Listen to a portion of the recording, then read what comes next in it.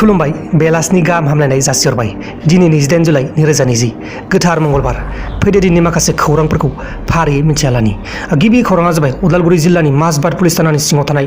फाग्ला दैमा खाथियाव फबनानै दोननाय हाथियार बोखांनानै मोननाय जादों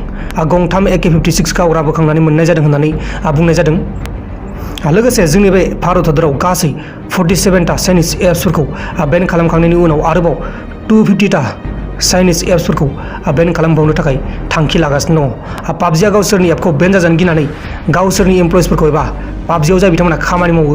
बिथांमोनखौ गोख्रों नोजोर होनो थाखाय खावलायदों पाबजिया जोंनि बे भारत हादराव बेन जानोबो हागौ बा जायाबो जानो हागौ बेखौ जों रोखायै बुंनो हाया बिथां नरेन्द्र मदिनि सायावसो दानिया फैदो गुबुन खौराङा जाबाय इजराइलनि डक्टर्स टीमा इन्डियायाव सफैबाय खौराङाव फोसावनाय बायदिब्ला बिथांमोना जोंनि बे इन्डियानि कर'ना भाइरास टेस्टिं किटफोरखौ डेभेलप खालामनो थाखाय फैनाय जादों होननानै फोसावनाय जादों जोबोर मोजां खौरां बिथांमोना माखासे टेस्टिं बानायगोन आरो माखासे भेन्टिलेटरफोर बानायगोन बेबायदिनो माखासे कर'ना भाइरासनि किटफोरखौ डेभेलप खालामगोन लोगोसे तामिलनाडुआव सासे अफिसारा गावनि सार्भिसनि पिस्तलजों गावनि जिउखौ गावनो फोजोबनानै लाबाय बिथांनि बैसोआ 47 इयार्समोन नामा जाबाय SSI शिखार बिथां SSI शिखारा मा जाहोननि थाखाय गावनि जिउखौ फोजोबना लाखो बेखौ दासिमबो जेबो प्रुफ मोननाय जायाखै गुबुन खौराङा जाबाय छत्तीसगढ़आव लकडाउनखौ आगष्ट दाननि 6 खालारसिम बारायनानै होबाय लोगोसे वेस्ट बेंगलाव जाबाय थानाय गरम थासारिखौ लानानै ममता बेनार्जीआ थाबैनो सुस्रांनो थाखाय खावलायदों दानिया फैदो दिननि माखासे फिसा गेदेर खौरांफोरखौ फारियै मिथिना लानि जोंनि बे आसामाव थांनाय बोसोरनिख्रुइ बे बोसोराव बांलादेशनि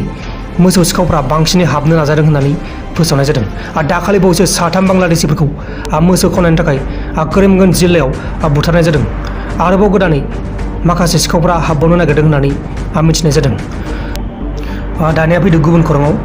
खौराङा जाबाय प्रियंका चप्रा आरो निक जनास बिथांमोना जोंनि बे आसामनि दैबानानि थाखाय $26.3 मिलियन डनेट खालामनाय जादों बा हरनाय जादों जोबोर मोजां खौरां बियो जोंनि बे आसामाव गोबां रांनि आंखाल जागासिनो दं बे दैबानानि थाखाय गुबुन खौराङा जाबाय जोंनि बे आसामाव कर'ना भाइरासजों थैनाया 86 जन जाबाय लोगोसे जोंनि बे इन्डियायाव थैनाया गासै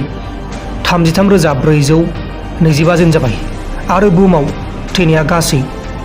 6,54,000 जाबाय वाव माबोरै जाबावगोनलै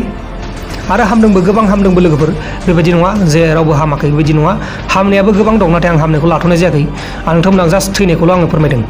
लोगोफोर दिनैनि बेलासिनि रादाबफोरा बेखिनिल'मोन जुदि नोंथांमोना बे भिडिअखौ मोजां मोनदों अब्ला भिडिअखौ लाइक खालाम लोगोसे चेनेलाव गोदानबा चेनेलखौबो साबस्क्राइब खालाम बाय बाय